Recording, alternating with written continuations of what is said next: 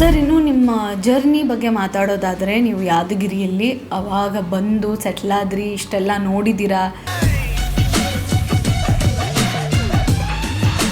ಸುಮಾರು ಈ ಇಂಡಿಯಾಕ್ಕೆ ಮಸ್ತ್ ಕಲಂದರ್ ಹಿಂದಿ ಶೋ ಅದು ಅಲ್ಲೂ ಕೂಡ ಪರ್ಫಾರ್ಮೆನ್ಸ್ ಮಾಡಿದ್ದೀನಿ ನಿಂಬೆಹಣ್ಣದು. ಆಮೇಲೆ ಮಜಾ ಟಾಕೀಸ್ 5555 ನಿಂಬೆಹಣ್ಣ ಭಾರತ ಭೂಪಟ ಮಾಡಿ ಅದ್ರ ಮಧ್ಯೆ ಮಲಗಿಸಿ ಪಾವಿತ್ರ್ಯ ಅಂತಕ್ಕಂಥ ಒಂದು ನಾಮಕರಣ ಮಾಡ್ತೀನಿ. ನಿಮಗೆ ಇನ್ನೂ ಸಪೋರ್ಟ್ ಸಿಕ್ಕಿದ್ರೆ ನಾನು ಇನ್ನೂ ಬೆಟರ್ ಆಗ್ಬೋದಿತ್ತು ಅಂತ ಅನ್ಸುತ್ತಾ? ಯಾವ ರೀತಿಯಾಗಿತ್ತು ನಿಮ್ಮ ಜರ್ನಿ? ಇವತ್ತಿಗೆ ಜನ ನಿಮ್ಮನ್ನ ಗುರುತಿಡಿದಾಗ, ನಿಮ್ಮನ್ನು ಮಾತಾಡಿಸಿದಾಗ ಏನು ಹೇಳ್ತಾರೆ? ಕೆಂಬಾವಿಯಲ್ಲಿ ನಾನು ನಿಂಬೆಕಾಯಿ ತಿಂದಾದ್ಮೇಲೆ ಭಾಳ ಸಂಭ್ರಮಿಸಿದರು ಜನಗಳು.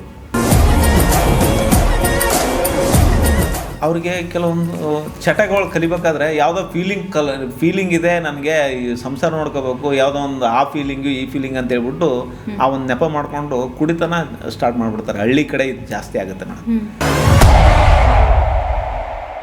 ಎದುರಾಡೋದಕ್ಕೂ ಭಯ. ಟೆಕ್ನಾಲಜಿ ಬೆಳೀತು ಅಂತ ನಮ್ಮ ಒಳ್ಳೆತನ ಯಾವಾಗ ಬಿಡಬಾರದು ಮೇಡಮ್. ಯಾವಾಗ ನಾವು ಇನ್ನೊಬ್ರಿಗೆ ಗೌರವ ಕೊಡೋದು ಕಲಿತೀವೋ ಅದು ಅವ್ರಿಗೆ ಕೊಟ್ಟಂಗಲ್ಲ, ನಮಗೆ ನಾವೇ ಗೌರವ ಹೆಚ್ಚಿಸ್ಕೊಂಡಂಗೆ. ಎಲ್ಲ ಮಾಡಿಟ್ರು ಸತ್ತೋಗ್ತಾನೆ, ಮಾಡದೇ ಇದ್ರೂ ಸತ್ತೋಗ್ತಾನೆ, ಪುಣ್ಯದ ಮಾಡಿದ್ರು ಸತ್ತೋಗ್ತಾನೆ, ಪಾಪ ಮಾಡಿದ್ರು ಸತ್ತೋಗ್ತಾನೆ. ಇಲ್ಲಿ ಉಳ್ಕೊಳ್ಳೋದು ಒಂದೇ.